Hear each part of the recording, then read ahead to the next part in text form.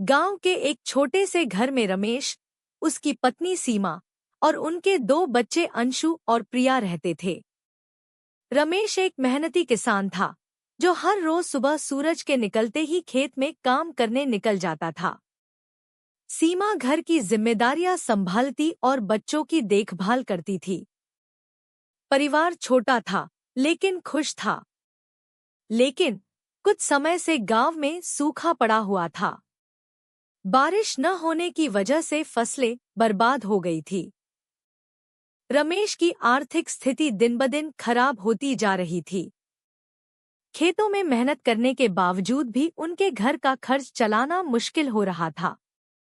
रमेश हमेशा चिंता में रहता था कि बच्चों की पढ़ाई और भविष्य कैसे संभाल पाएगा।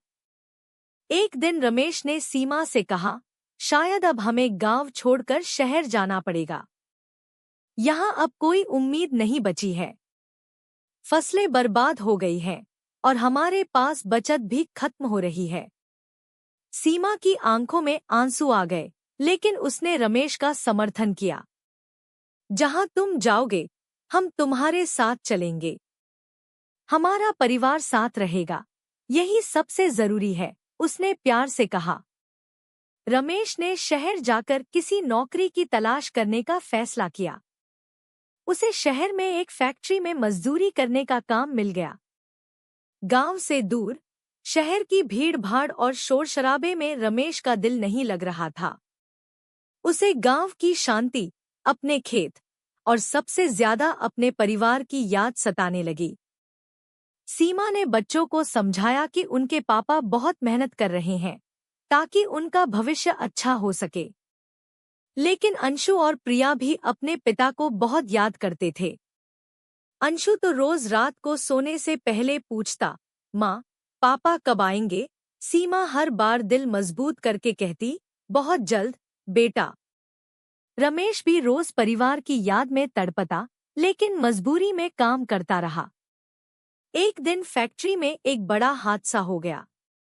रमेश बुरी तरह से घायल हो गया। जब सीमा को यह खबर मिली, तो वह जैसे टूट गई। उसने तुरंत बच्चों को गांव में छोड़कर शहर के अस्पताल का रुख किया। अस्पताल में रमेश की हालत देखकर सीमा की आंखों में आंसू छलक पड़े। लेकिन उसने खुद को संभाला और रमेश के पास जाकर बैठ गई। तुम जल्दी ठीक हो जाओगे, मैं यहाँ तुम्हारे साथ हूँ, उसने रमेश का हाथ पकड़ते हुए कहा।